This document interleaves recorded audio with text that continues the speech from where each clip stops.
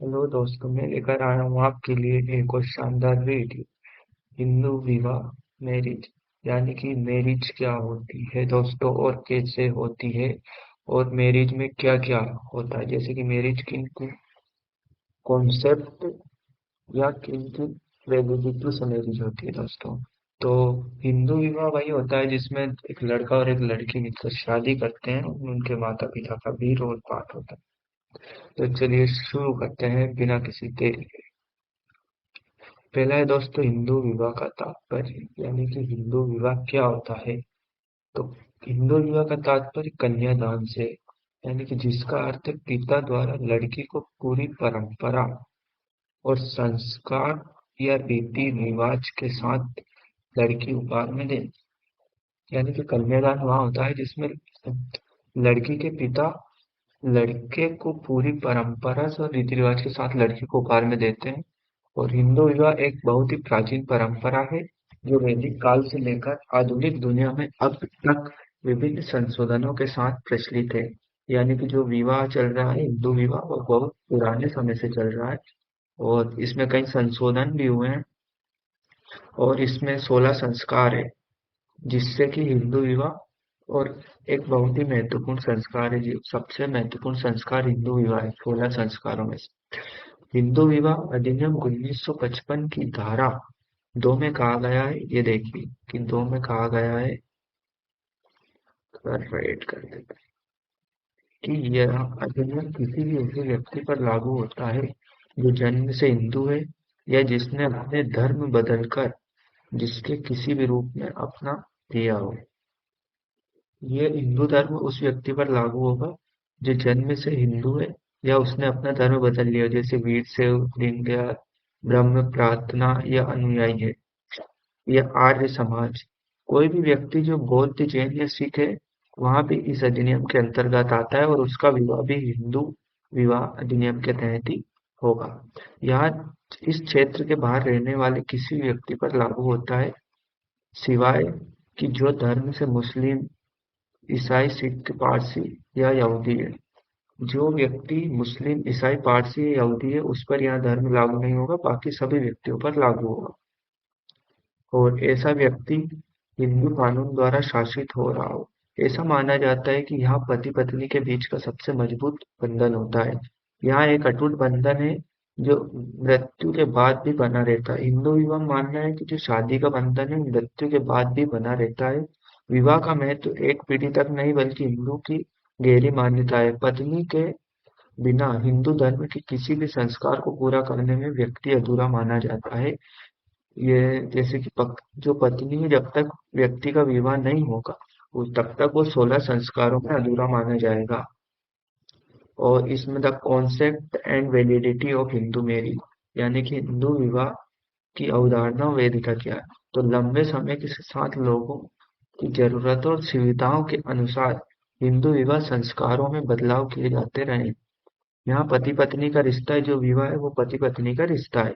हिंदू धर्म के अनुसार यहाँ संस्कार हिंदू धर्म के 16 संस्कारों में सबसे महत्वपूर्ण संस्कारों में से एक माना गया है। पहले भी बताया दोस्तों कि यहाँ जो संस्कार है ये 16 संस्कारों में से सबसे महत्वपूर्ण संस्कार माना गया है हिंदू धर्म के।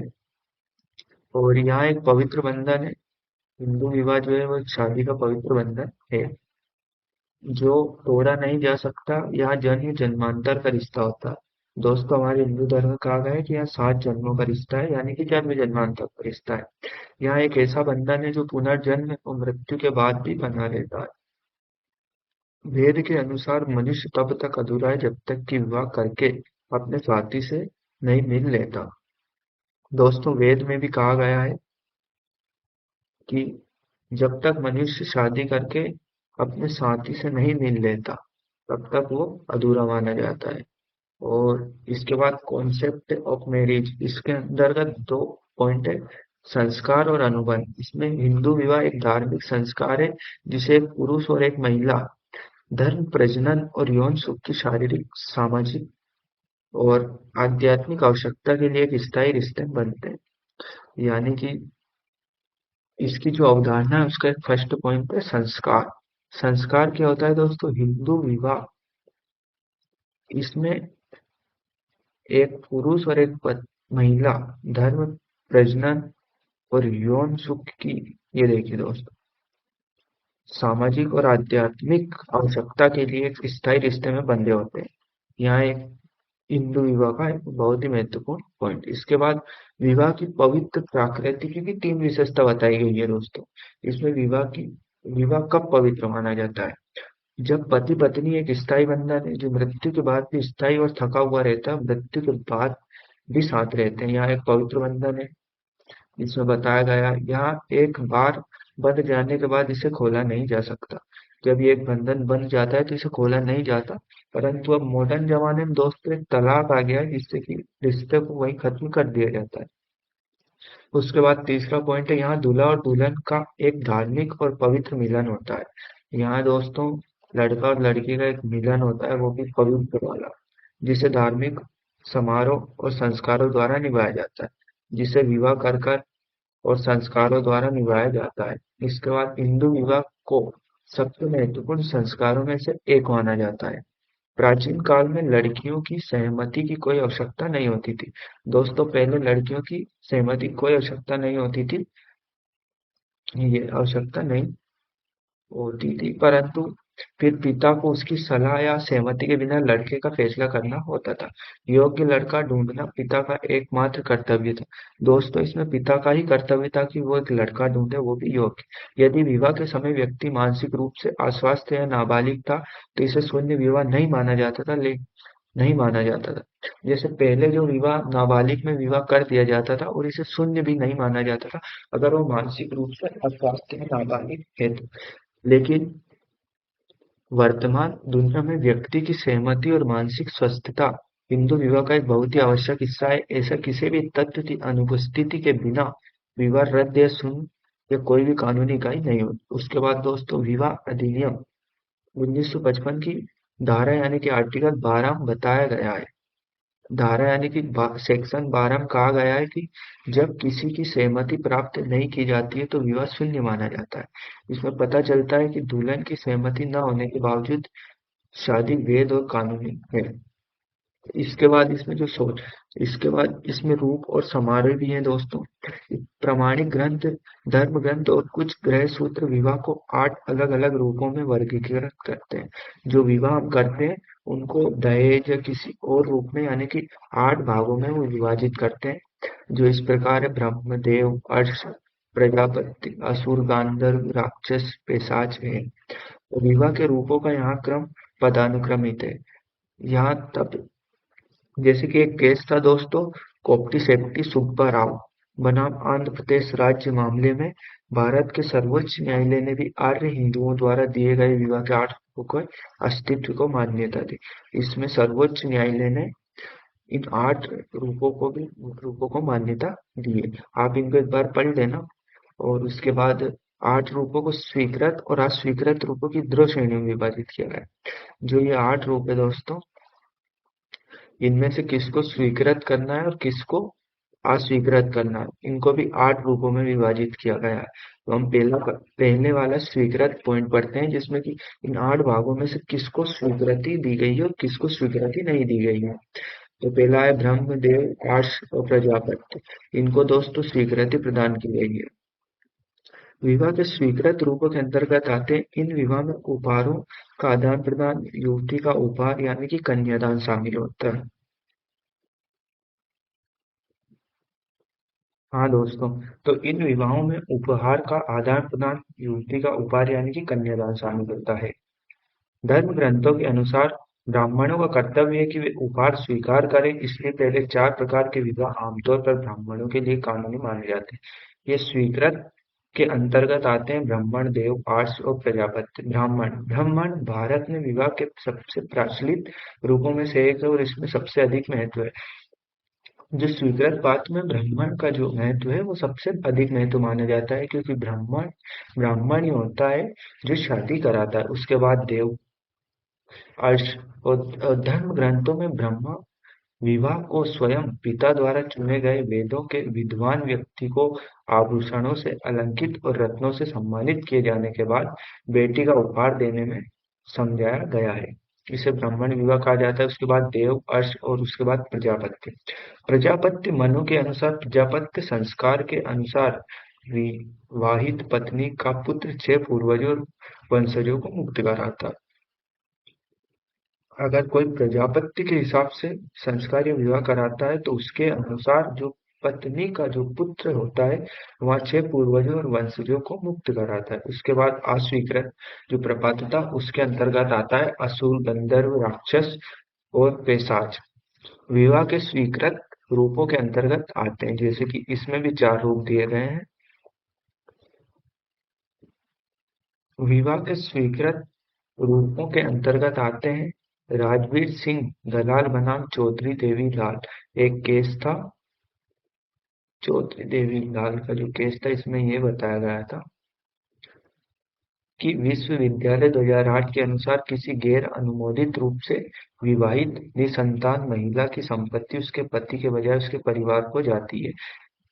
अस्वीकृत प्रपत्र में जो एक केस था राजवीर सिंह दलाल, दलाल मतलब आप समझते हो, राजीव दलाल मतलब दलाल, उसका सरनेम जो भी कुछ होगा, दलाल बनाम चौधरी देवीलाल।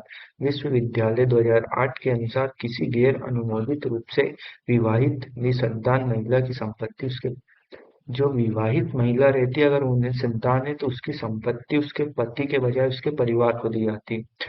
उसमें पहला असुर, यहाँ विवाह के सबसे निंदनीय रूपों में से एक है। अस्वीकृत प्रपत्र वहाँ है जो विवाह के सबसे निंदनीय रूपों में से एक है। इस रूप में दूल्हे द्वारा दुल्हन के पिता स्वयं दुल्हन को अपनी सारी संपत्ति प्रदान करने के बाद पिता को, इसमें यह है दोस्तों, जो दूल्हा रहता है वो अपनी सारी संपत्ति दुल्हन को देता है और उसके बाद पिता अपनी बेटी देता है। ये असुर प्रकार की हो गई, क्योंकि इसमें जो दूल्हा रहता है वो शादी करने के लिए अपनी जो सारी संपत्ति रहती है वो दुल्हन के नाम करना पड़ता है दोस्तों। उसके बाद गंधर्व, यहाँ विवाह का एक अनोखा रूप है और विवाह के अन्य रूपों से भिन्न है।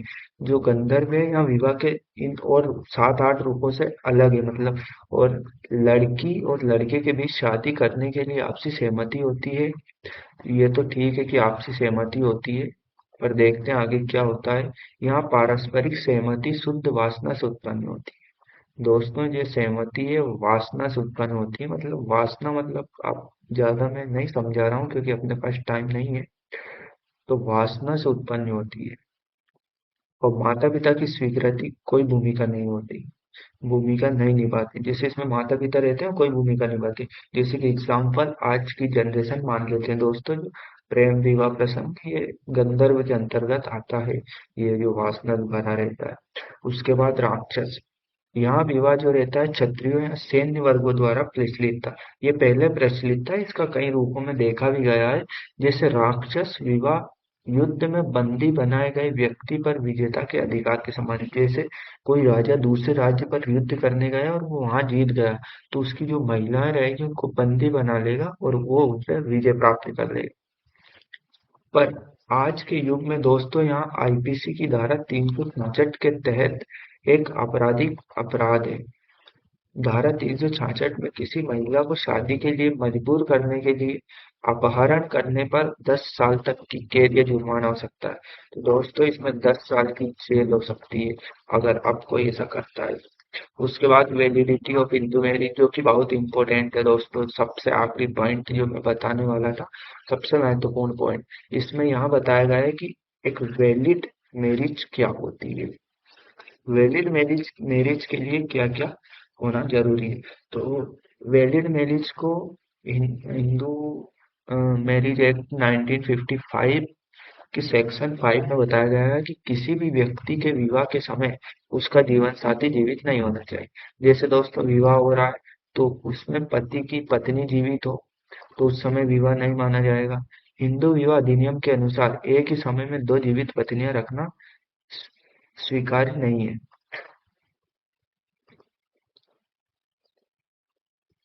दोस्तों जो जीवित अगर कोई विवाह हो रहा है तो उसमें एक ही समय पर 2 पत्नियां रखना स्वीकार्य नहीं है, जो द्विविवाह की श्रेणी में आता है।